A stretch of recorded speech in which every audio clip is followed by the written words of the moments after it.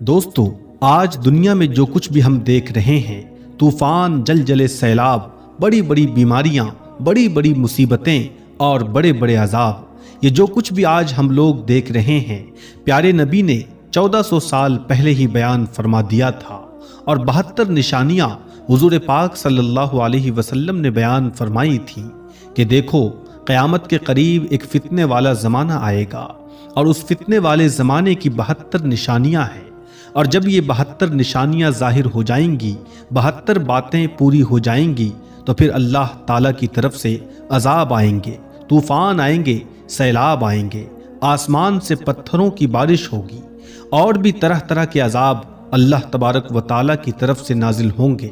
1400 سال پہلے ہمارے آقا صلی اللہ علیہ وسلم نے آج جو کچھ بھی ہو رہا ہے وہ 1400 سال پہلے بیان فرما دیا تھا۔ آج میں ایک حدیث آپ کو سنانے جا رہا ہوں جس میں فتنے کی 72 نشانیاں حضور پاک صلی اللہ علیہ وسلم نے بیان فرمائی ہے۔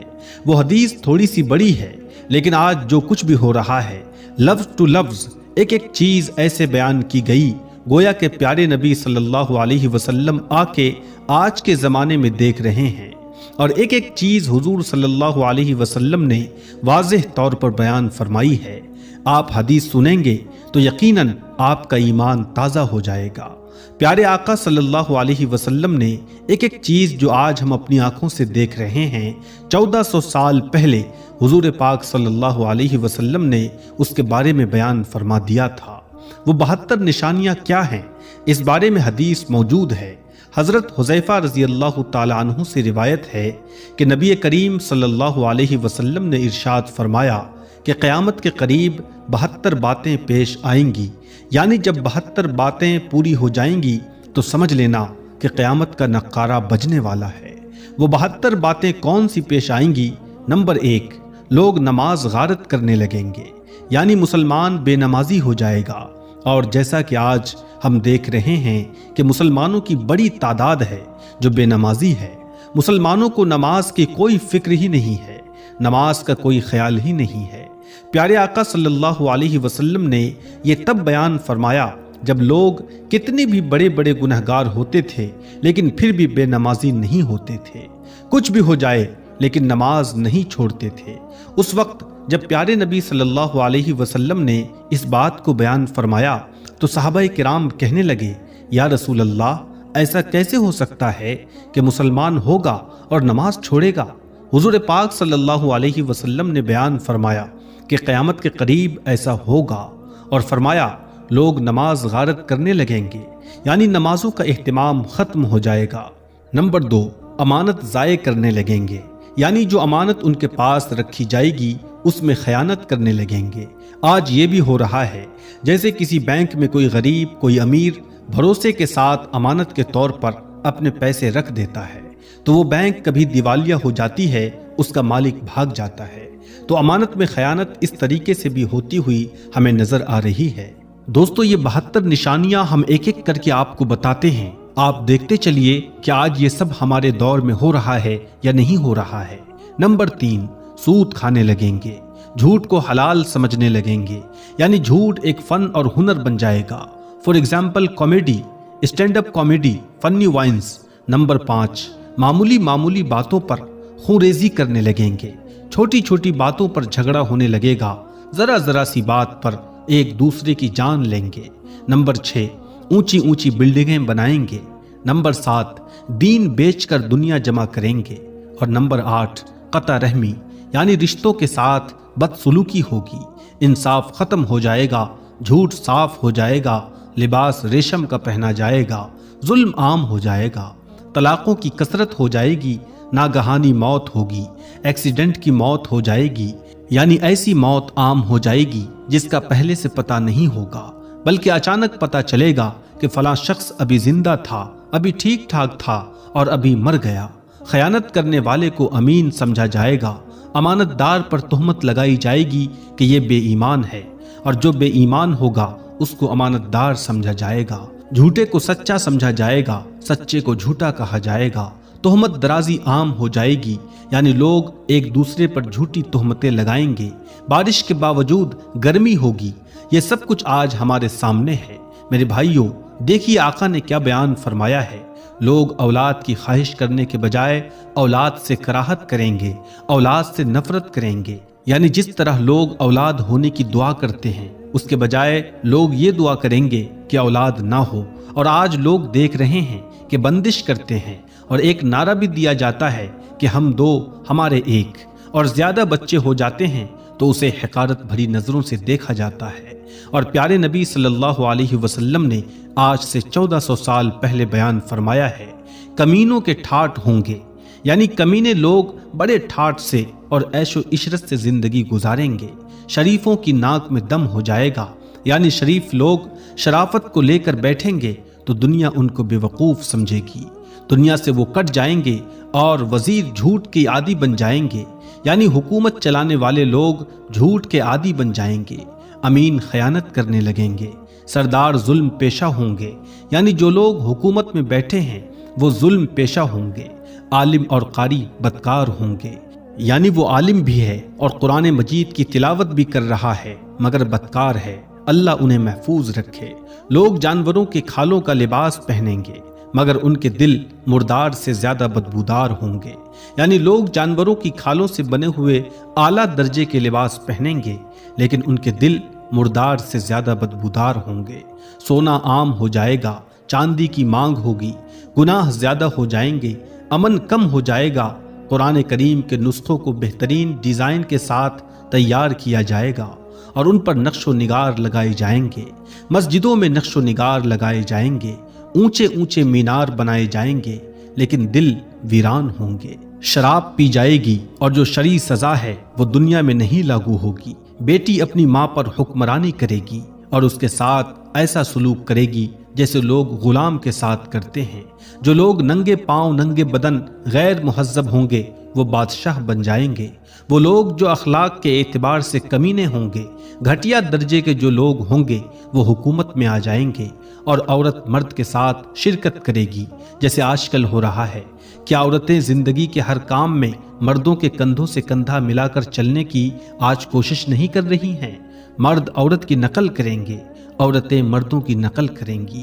جیسے کہ آج آپ لوگ دیکھتے ہیں کہ آج مردوں کا فیشن اس ٹائپ کا آ رہا ہے کہ دور سے آپ دیکھیں گے تو آپ پتہ نہیں لگا پائیں گے کہ یہ عورت ہے یا مرد ہے۔ استغفر اللہ۔ اللہ کے علاوہ غیر اللہ کی قسمیں کھائی جائیں گی۔ قسم تو صرف اللہ کی کھانی چاہیے لیکن دوسروں کی قسم کھائیں گے۔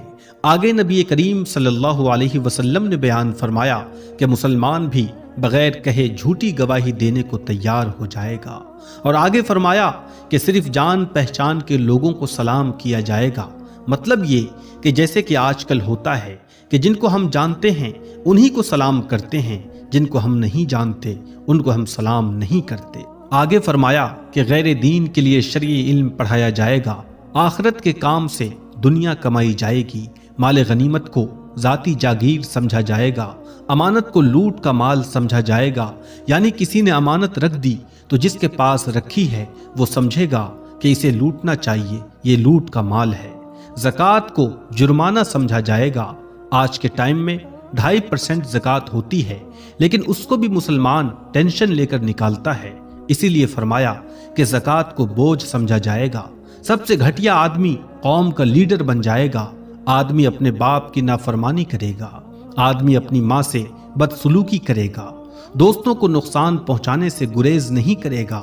پیارے نبی صلی اللہ علیہ وسلم نے فرمایا اپنے فائدے کے لیے دوستوں کو نقصان پہنچانے سے کوئی بھی نہیں چوکے گا۔ آگے حضور نے فرمایا کہ بیوی کی اطاعت کی جائے گی، یعنی بیوی سچ کہہ رہی ہے یا جھوٹ کہہ رہی ہے یہ شوہر نہیں دیکھے گا، بس اس کی اطاعت کرے گا، اس کا کہنا مانے گا۔ بدکاروں کی آوازیں مسجدوں میں بلند ہوں گی، گانے والی عورتوں کی تعظیم اور تکریم کی جائے گی، یعنی ان کو عزت دی جائے گی، گانے بجانے کے آلات کو سنبھال کر رکھا جائے گا۔ اب دیکھیے ٹی وی، موبائل، جو بھی ساؤنڈ والے سسٹم ہیں ان کو کیسے سنبھال کے شوکیس میں سجایا جاتا ہے۔ حضور صلی اللہ علیہ وسلم نے فرمایا سر راہ شراب پی جائے گی، یعنی راستے راستے میں آپ کو شرابی ملنے لگے گا، ظلم کو فخر سمجھا جائے گا، انصاف بکنے لگے گا۔ قرآن کریم کو اس لیے پڑھا جائے گا کہ لطف حاصل ہو، ہدایت کے لیے نہیں پڑھا جائے گا، اور قرآن کو گانے کے انداز میں پڑھا جائے گا، درندوں کی کھال استعمال کی جائے گی، امت کے آخری لوگ اپنے سے پہلے لوگوں پر لان تان کریں گے۔ یہ 72 نشانیاں ہیں جن کے بارے میں علماء بیان کرتے ہیں کہ پیارے آقا صلی اللہ علیہ وسلم نے یہ 72 نشانیاں بیان فرمائی ہیں، اور ان 72 چیزوں کو بیان کرنے کے بعد آقا نے فرمایا کہ جب یہ علامت ظاہر ہو تو اس وقت قیامت کا انتظار کرو۔ دوستو، یہ تمام نشانیاں ہمیں صرف ڈرانے کے لیے نہیں بلکہ اللہ کی طرف لوٹنے اور عبرت حاصل کرنے کے لیے بیان کی گئی ہیں۔ جب انسان اللہ کے حکم سے منہ موڑتا ہے تو اس کا انجام کیا ہوتا ہے، اس کی سب سے بڑی مثال فرعون ہے۔ آخر اللہ تعالیٰ نے اس مغرور بادشاہ کی لاش کو ہزاروں سال تک محفوظ کیوں رکھا، اور اس کے ساتھ ایسا کون سا حیرت انگیز معاملہ پیش آیا جس نے پوری دنیا کو حیران کر دیا۔ آئیے دوستو، اب اسی عبرتناک واقعے کو تفصیل سے جانتے ہیں۔ پیارے دوستو، 3000 سال کے بعد فرعون کی لاش کے ساتھ اللہ کا ایسا کرشمہ ہوا جسے دیکھ کر پوری دنیا حیران رہ گئی۔ دراصل ہوا یہ کہ 3000 سال کے بعد فرعون کی لاش سے اچانک آوازیں آنے لگی، یعنی کہ فرعون کی لاش اچانک سے بولنے لگی، جسے دیکھ کر وہاں پر موجود ہر کسی کی چیخیں نکل گئی۔ لوگ اللہ اکبر کے نعرے لگاتے ہوئے وہاں سے بھاگ نکلے۔ اور یہی نہیں، اس پورے ویڈیو کو دیکھ کر آپ لوگ بھی حیران اور پریشان رہ جاؤ گے، اور آپ کا اللہ پر یقین اور زیادہ مضبوط ہو جائے گا۔ پیارے دوستو، سب سے پہلے تو ہم آپ کو فرعون کے بارے میں کچھ اہم جانکاری دیتے ہیں، پھر ہم آپ کو اللہ کے اس کرشمے کے بارے میں ڈیٹیل سے بتائیں گے، لہٰذا آپ اس ویڈیو کو بغیر اسکپ کیے آخر تک ضرور دیکھنا۔ دوستو، اللہ پاک ساری کائنات کا مالک ہے، کوئی اس کا شریک نہیں ہے۔ کل قیامت کے روز اللہ تعالی ہر اس انسان کو معاف فرما دے گا جو اللہ پر اپنا ایمان رکھتا ہے، یقین رکھتا ہے، مگر اس انسان کو اللہ تعالیٰ کبھی بھی معاف نہیں فرمائے گا جس نے اللہ کی ذات کے ساتھ کسی دوسرے کو شریک کیا ہو۔ یاد رکھیے، دنیا میں 4 بادشاہ ایسے گزرے ہیں جنہوں نے خدا ہونے کا دعویٰ کیا تھا، جن میں نمرود، شداد، بخت نصر اور فرعون شامل ہے، لیکن پھر اللہ نے ان کے ساتھ کچھ ایسا کیا کہ یہ لوگ رہتی دنیا کے لوگوں کے لیے ایک عبرت کا نشان بن کر رہ گئے۔ ان میں سے ایک تھا فرعون، جس کی آج ہم بات کریں گے، جس کی لاش آج 3000 سال گزر جانے کے بعد بھی ویسے ہی صحیح سلامت ہے، اور قرآن پاک کے فرمان کے مطابق قیامت تک فرعون کی لاش ایسے ہی موجود رہے گی۔ دوستو، کچھ مدت پہلے کی بات ہے، دنیا کا کوئی بھی انسان یہ نہیں جانتا تھا کہ خدا ہونے کا دعویٰ کرنے والے فرعون کی لاش کے ساتھ کیا ہوا ہے، یعنی کہ اس کی لاش کہاں پر چلی گئی، آخر اس کے ساتھ کیا ہوا ہوگا۔ اس بات کے بارے میں کوئی بھی نہیں جانتا تھا، لیکن اللہ پاک کی کتاب تورات، انجیل اور قرآن پاک میں بھی اس کا ذکر ڈیٹیل سے ملتا ہے، مگر یہودیوں نے قرآن پاک کو ماننے سے انکار کر دیا تھا۔ ہم آپ کو بتا دیں کہ فرعون کا ذکر اللہ تعالیٰ نے قرآن پاک میں کچھ یوں کیا ہے کہ ہم فرعون کی لاش کو دنیا کے سامنے عبرت کے لیے محفوظ رکھیں گے۔ دوستو، 1891 تک کسی کو بھی فرعون کی لاش کا کوئی نام و نشان معلوم نہیں تھا، جبکہ قرآن پاک نے اس بات کا ذکر کر دیا تھا کہ فرعون حضرت موسیٰ علیہ السلام کی قوم کا پیچھا کرتا ہوا دریائے نیل تک پہنچا، اور وہاں پر جا کر پانی میں غرق ہو کر اپنی فوج سمیت تباہ و برباد ہو گیا تھا، جبکہ اسی پانی نے اللہ کے حکم سے حضرت موسیٰ علیہ السلام اور ان کی قوم کو گزرنے کا راستہ دے دیا تھا۔ لیکن اس کے بعد فرعون کے ساتھ کیا ہوا، اس کے بارے میں دنیا کی تمام کتابیں خاموش ہو گئیں، یہاں تک کہ تورات اور انجیل میں بھی اس بارے میں کوئی ذکر نہیں ملتا، جبکہ قرآن پاک میں اس بارے میں ایک عجیب سی بات کہی گئی ہے جس نے پوری دنیا کو ہلا کر رکھ دیا تھا۔ قرآن پاک کی اس آیت پر آج تک کسی نے بھی زیادہ غور و فکر نہیں کیا، خود مسلمان بھی اس آیت کو پڑھ کر آگے گزر جاتے ہیں، یہ سمجھے بغیر کہ اس آیت کا اشارہ کس بات کی طرف ہے۔ اس آیت میں اللہ تعالیٰ کیا فرمانا چاہتا ہے؟ اللہ تعالیٰ نے سورہ یونس میں اس بات کا ذکر کیا ہے جس کا مفہوم کچھ یوں ہے کہ پس ہم نے تیرے جسم کو سمندر سے نکال کر محفوظ کر لیا تاکہ بعد میں آنے والے لوگوں کے لیے تم عبرت کا نشان بن جاؤ۔ فرعون کے اس واقعے کو گزرے ہوئے 3000 سال سے بھی زیادہ کا عرصہ گزر چکا ہے۔ 3000 سال پہلے تک فرعون کی لاش سمندر میں رہی۔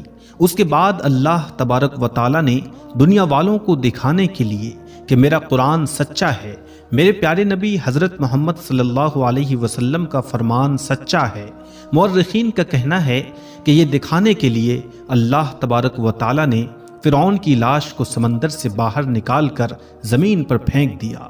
پھر کئی دنوں تک فرعون کی لاش سمندر کے کنارے پر پڑی رہی، مگر یہاں پر اللہ کی قدرت دیکھیں، اس بیچ فرعون کی لاش کو کسی بھی جانور نے منہ تک نہ لگایا، یہاں تک کہ کوئی پرندہ بھی اس جانب نہیں گیا۔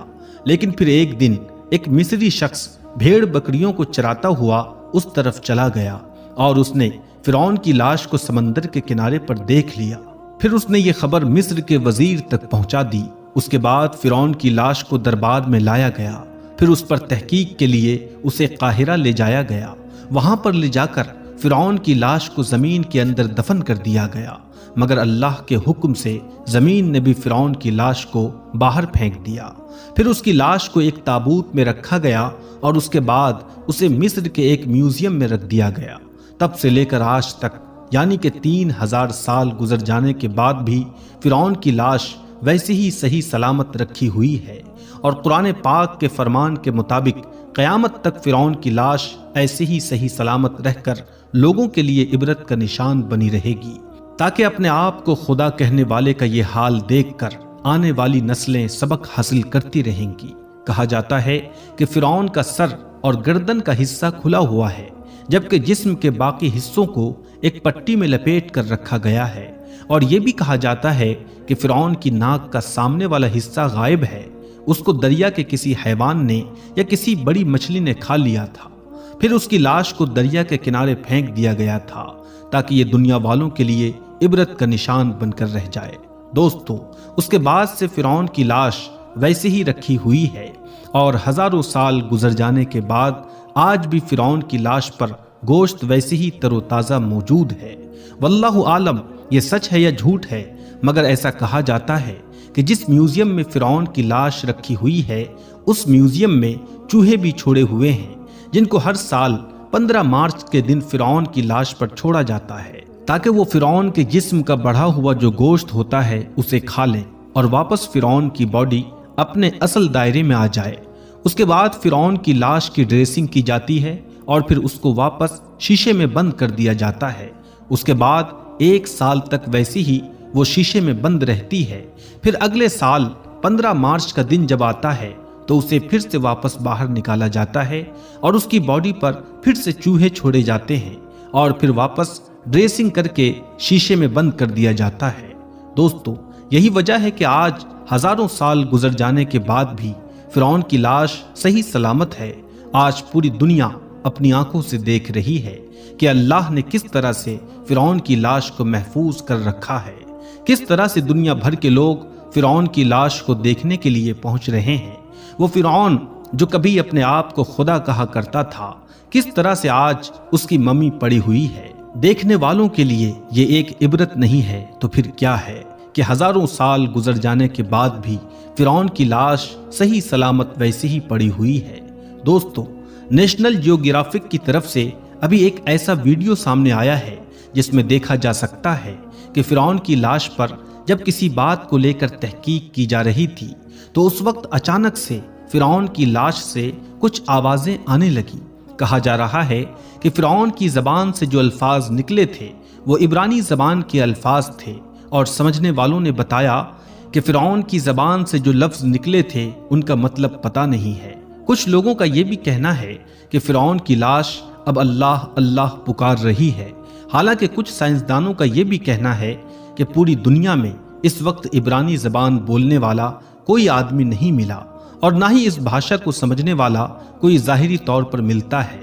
اسی لیے یہ نہیں کہا جا سکتا ہے کہ فرعون کی لاش سے جو الفاظ نکلے ہیں، یعنی کہ فرعون نے اپنی زبان میں کچھ بولا ہے، اس کا اصل میں کیا مطلب ہے۔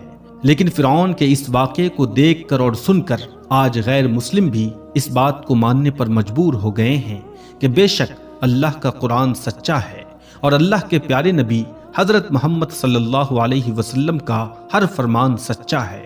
دوستو، فرعون کے اس پورے واقعے کو اللہ تبارک و تعالی نے قرآن پاک میں کچھ یوں بیان فرمایا ہے: اور ہم نے بنی اسرائیل کو دریا پار کرا دیا اور فرعون اور اس کے لشکر نے سرکشی اور ظلم سے ان کا پیچھا کیا، اس لیے ہم نے دریا کا پانی چلا دیا جس سے وہ وہیں پر غرق ہونے لگے۔ حالانکہ جب وہ غرق ہونے لگے تو فرعون کہنے لگا کہ میں اس بات پر ابھی ایمان لاتا ہوں کہ اللہ کے سوا کوئی معبود نہیں ہے، اب میں مسلمان ہونا چاہتا ہوں۔ تب اس سے کہنے والے نے کہا: اے فرعون، تو اب ایمان لاتا ہے؟ اس سے پہلے تو بڑا نافرمان تھا، تو بڑا فسادی تھا۔ آج ہم تیری لاش کو ہمیشہ ہمیشہ کے لیے بچا لیں گے تاکہ تو بعد آنے والے کے لیے ایک عبرت کا نشان بن کر رہ جائے اور تجھے دیکھ کر لوگ قیامت تک عبرت حاصل کر سکیں۔ دوستو، یہی وجہ ہے کہ فرعون کی لاش کو نہ ہی دریا نے اپنے اندر رکھا اور نہ ہی زمین نے اسے قبول کیا۔ ہزاروں سال گزرنے کے بعد آج بھی اس کی لاش ویسی ہی محفوظ ہے اور قیامت تک فرعون کی لاش ایسے ہی محفوظ رہے گی اور لوگ اسے دیکھ کر عبرت حاصل کرتے رہیں گے۔